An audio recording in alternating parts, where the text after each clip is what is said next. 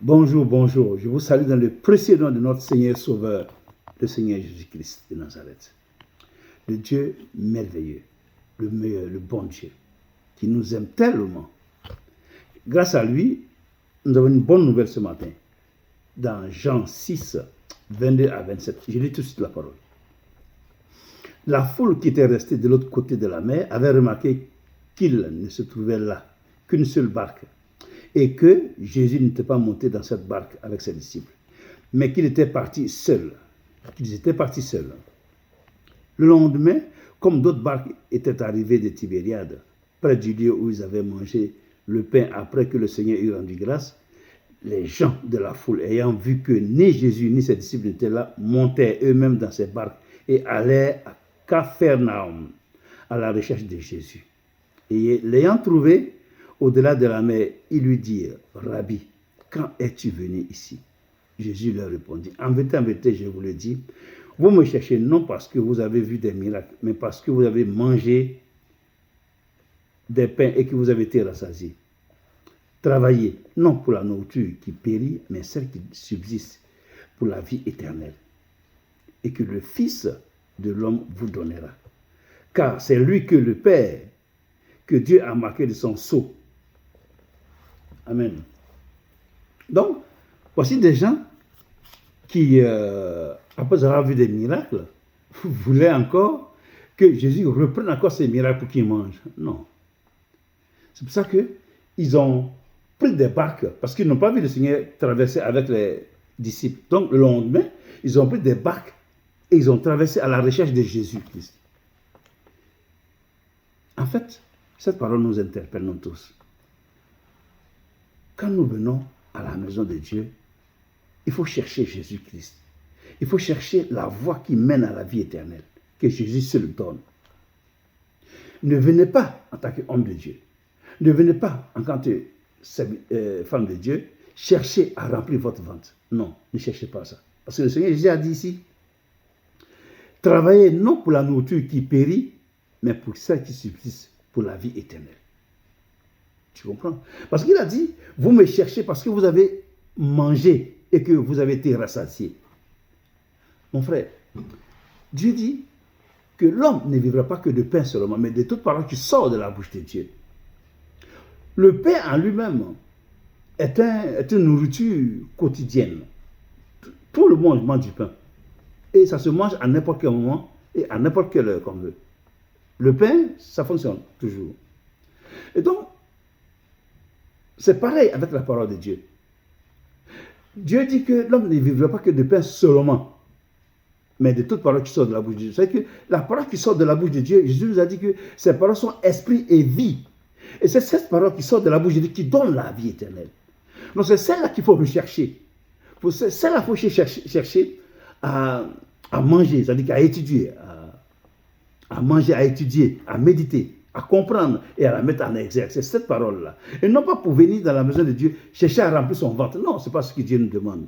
Parce que ceux qui font ça, ils auront leur salaire. Oui, ils auront leur salaire.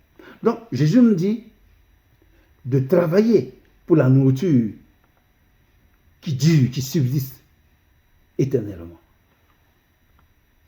C'est-à-dire, ne travaillez pas, ne venez pas avec votre ruse, dans les ruses, tu vois, ou avec un esprit de manipulation, manipuler les gens juste pour remplir votre ventre, juste pour avoir de quoi mener votre train de vie. Non, monsieur, c'est un péché que tu fais. Madame, ça c'est un péché. Toi qui dis que tu es homme de Dieu, ça c'est un péché. Voici la parole de Dieu qui est dit ici. C'est un péché que tu fais. Ce que tu fais pour remplir ton ventre là, c'est pas ça. Ce que Dieu te demande. Dieu te demande de travailler, non pas pour ce qui périt, donc justement, ce que tu prends pour remplir ton ventre, mais pour la vie éternelle.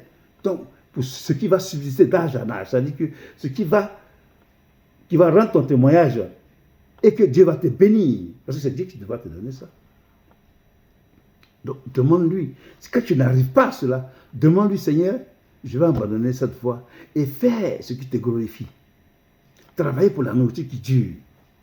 Demande-lui, il va te donner ça. Parce qu'il a dit ici, c'est lui qui donne. C'est lui, Jésus, qui donne. Il a dit ici, il est écrit ici, et que le Fils de l'homme vous donnera. Car c'est lui que Dieu que le Père, que Dieu a mis de son sceau, de cacher. Jésus est authentique. Jésus est un prophète authentique. Il est le Fils de Dieu authentique. Il est Dieu authentique. Il n'y a pas de photo en lui. Il n'y a que originalité et perfection. Jésus-Christ, c'est lui qui fait des merveilles. C'est par lui que nous ressuscitons des morts. C'est par lui que les malades sont guéris. C'est par lui que les aveugles voient. C'est par lui que les boiteux marchent. C'est par son nom seul que nous sommes guéris. Seul. Seul. Il n'y a pas de deuxième nom. C'est le seul nom. Donc, ce Dieu-là, je pense que mon frère et ma soeur, il faut le respecter sincèrement. Il faut le respecter. Même quand on est habitué à toujours lire la parole à faire, il n'est pas notre camarade en fait, il est notre Dieu. Mais il est avec nous, il est avec nous tous les jours. Nous sommes ses enfants, c'est notre Père, certes. Mais nous ne devons pas jouer avec la parole de Dieu. Nous devons la mettre en pratique tous les jours de notre vie. Oui, cette parole-là, t'appartient toi mon frère et ma soeur. Qui dit que tu connais la parole de Dieu et que tu enseignes la parole de Dieu, mais que tu fais le contraire. Tu es dans la maison de Dieu et puis tu as un plan B pour toi. Au lieu de venir faire ce que Dieu t'a dit, tu as un plan B pour toi. Ce n'est pas bon le plan B que tu as pour toi. Il faut abandonner ce plan-là. Ce n'est pas la volonté de Dieu. Qu'est-ce que Dieu ne peut pas te donner? Entre nous, qu'est-ce qu'il peut pas donner? Le ciel et la terre lui appartiennent. C'est lui qui a créé toutes choses. Qu'est-ce qu'il ne peut pas te donner? Pourquoi tu es pressé pour prendre ce qu'il ne t'a pas donné? Calme-toi.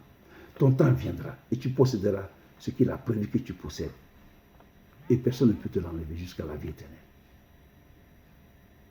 Que Dieu te bénisse. Toi qui as compris, que Dieu te bénisse. Toi qui n'as pas compris, prie pour que Dieu t'aide. Au nom de Jésus-Christ. Toi, mon frère et ma soeur qui est là encore, qui n'a pas encore accepté le Seigneur Jésus-Christ, les temps ne sont pas bons en ce moment. Il faut donner ta vie à Jésus-Christ. Fais des efforts. Engage-toi à marcher après. En fait, pourquoi vous hésitez?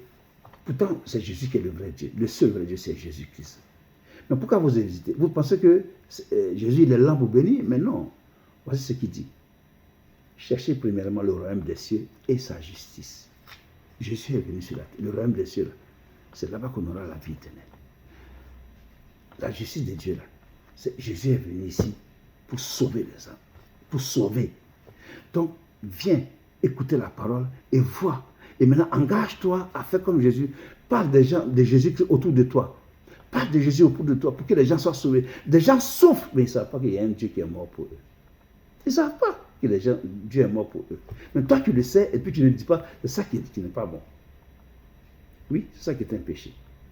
Donc toi, tu le sais, lève-toi et annonce que Jésus peut te sauver, que Jésus peut guérir ta situation, que Jésus peut te guérir, que Jésus peut sauver ta situation.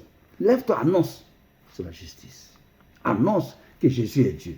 Il est le seul Dieu que Dieu nous a donné pour nous sauver. Tu comprends? Il est la parole de Dieu. Quand quelqu'un crée sa voiture, il fabrique sa voiture, quand il fabrique son téléphone, quand il fabrique sa télévision, il met toujours une notice dedans pour qu'en cas de problème, tu regardes pour pouvoir décanter de la situation. Jésus, quand il nous a créé, il nous a donné la Bible. Il nous a donné la Bible.